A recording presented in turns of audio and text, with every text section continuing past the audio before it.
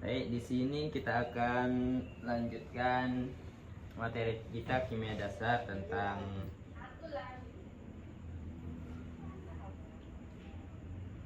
kita akan melanjutkan materi kimia kita tentang reaksi kimia dan perhitungan pH.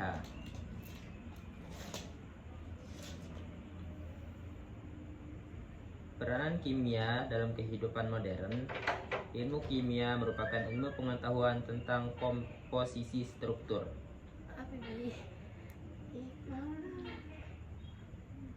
sifat dan reaksi-reaksi bahan, terutama dalam sistem atomik dan molekuler. Di sini sifat-sifat fisik molekul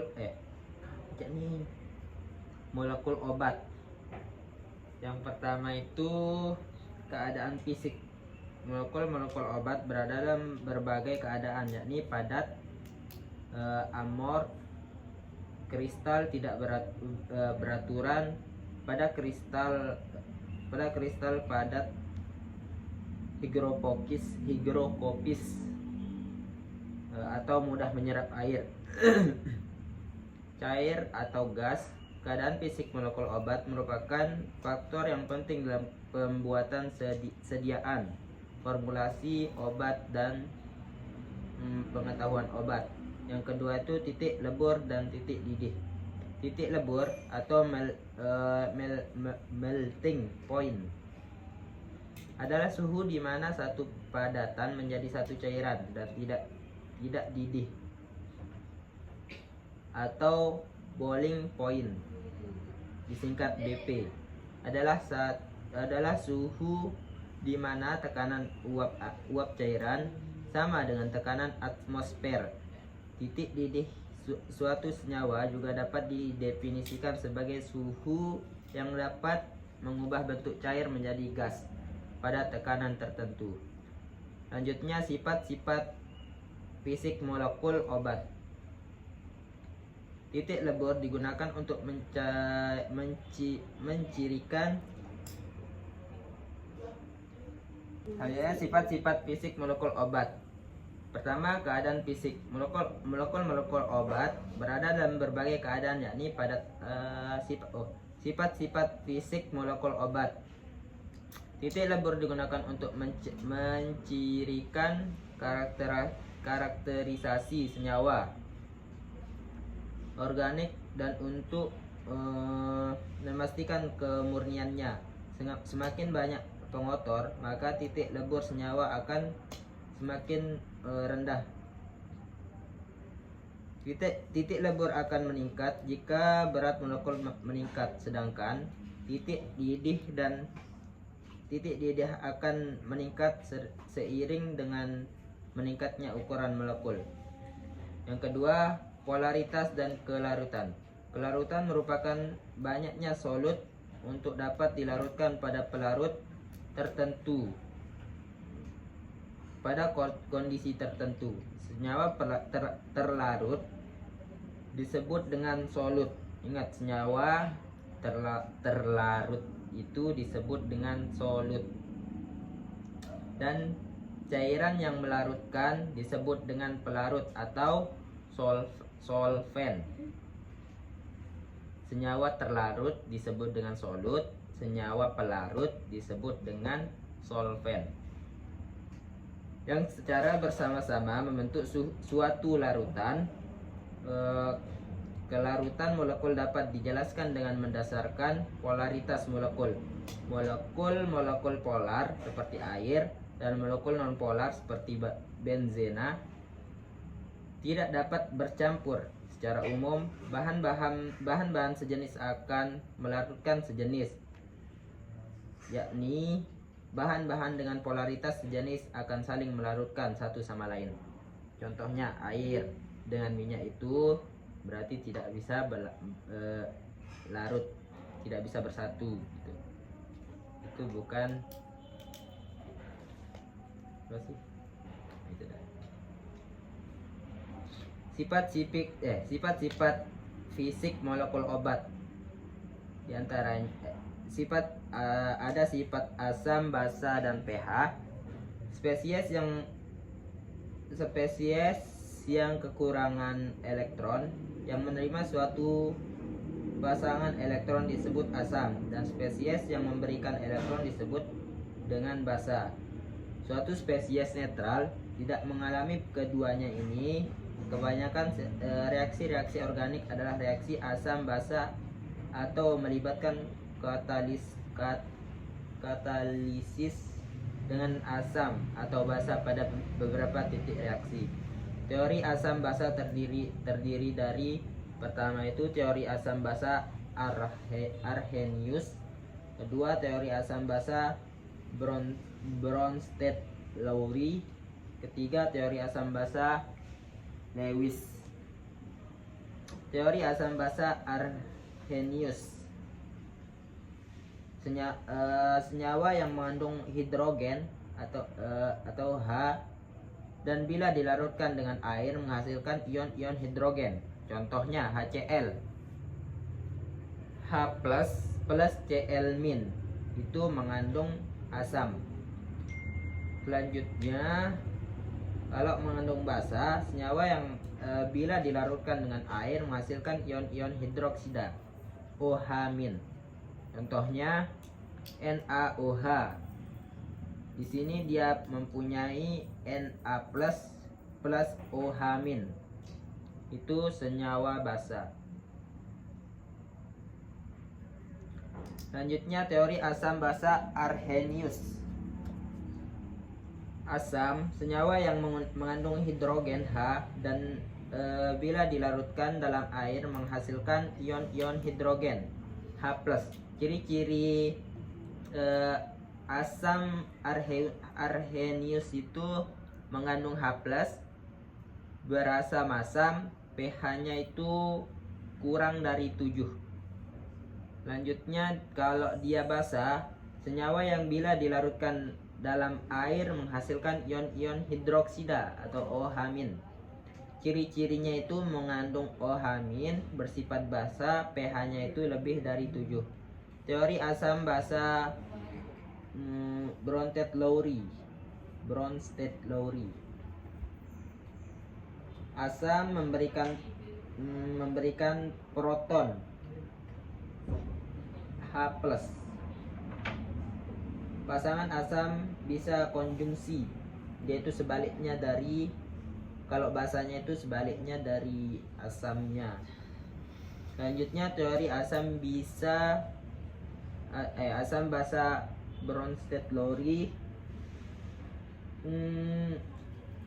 Teori asam basa yang terakhir itu teori asam basa Lewis, di mana asalnya itu zat yang dapat menerima pasangan elektron.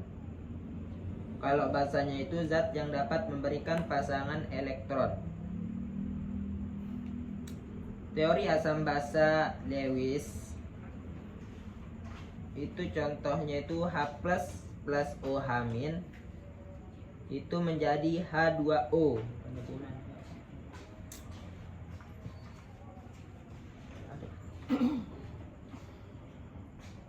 Kalau yang mengandung basa, dia itu H+ plus O. Dia mempunyai O-nya itu mempunyai cabang 2H, H2. Tuh. Bedanya itu ada sih bedanya. Selanjutnya ukuran derajat kesamaan pH dan derajat kesamaan pOH. pH sama dengan min log H+. Jika H+ sama dengan 10N, maka pH sama dengan N. Jika H+ sama dengan A kali 10N, maka pH pH sama dengan N log A. Semakin tinggi tingkat keasaman, semakin tinggi nilai H+, dan semakin rendah pH-nya. Penurunan penurunan satuan pH, berarti keasaman larutan meningkat 10 kali lipat. Jika Kalau POH sama dengan min log OH min. Yang pertama itu jika OH min sama dengan 10N, maka POH sama dengan N. Kedua itu jika OH min sama dengan A kali 10N, maka POH sama dengan N log A, sama dengan N ya, log A. Semakin tinggi tingkat kebasaan, semakin tinggi nilai OH min dan semakin rendah POH. Selanjutnya penurunan satu satuan POH berarti kebesaran larutan meningkat 10 kali lipat. Selanjutnya itu tatapan kesetimbangan air atau KW.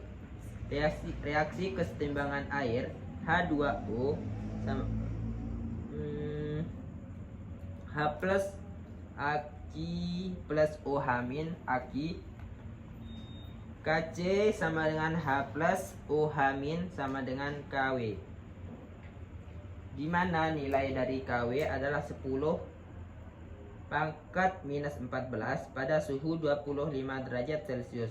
Pada air murni H plus sama dengan OH min sama dengan 10 pangkat minus 7 M, sehingga pH air murni sama dengan 7. Ketiga, jika pada air timbang ditambahkan asam H+, maka kesetimbangan bergeser ke kiri. Nilai KW tetap 10 pangkat minus 14 dengan H+ lebih besar daripada OH minnya. Jika pada air ditambahkan basa OH min, maka kesetimbangan bergeser ke kiri. Nilai KW tetap 10 minus pangkat 14 dengan H+ lebih kecil daripada OH min. Selanjutnya rumus PKW sama dengan minus log KW. pH plus POH sama dengan PKW sama dengan 14. Dimana larutan asam H+ lebih besar daripada OH min, H+ lebih besar 10 minus pangkat 7 M. OH minnya lebih kecil dari 10 minus pangkat 7 M. pH lebih kecil daripada 7. Kalau larutan basah, H+ lebih kecil daripada OH min, H+ lebih kecil dari 10 akar minus 7 M. OH min lebih besar daripada 10 akar minus 7 M. Jadi pH nya itu lebih besar daripada 7. Penentuan H+ dan pH larutan asam. Dengan konsentrasi yang sama, H+ atau pH larutan asam belum tentu sama. Hal ini disebabkan setiap asam memiliki derajat ionisasi atau A yang berbeda-beda. A sama dengan jumlah zat terion per jumlah zat mula-mula. Yang pertama itu asam kuat. Terion sempurna A sama dengan 1. Contoh HCl, HBr, Hi, HNO3, H2SO4, HClO4. Reaksi ionisasi berjalan satu arah ke kanan. Reaksi irreversibel. HCl atau Aki, H plus Aki plus Cl min Aki. Selanjutnya asam lemah. Yang kedua asam lemah, terion sebagian. O lebih kecil daripada A lebih kecil daripada 1. Contoh CH3COOH, H3PO4, H2S dan lain-lain. Reaksi ionisasi berjalan bolak-balik. Reaksi reversibel. reversible. CH3COOH Agi H plus Agi plus CH3COO min Agi. Oke, selesai.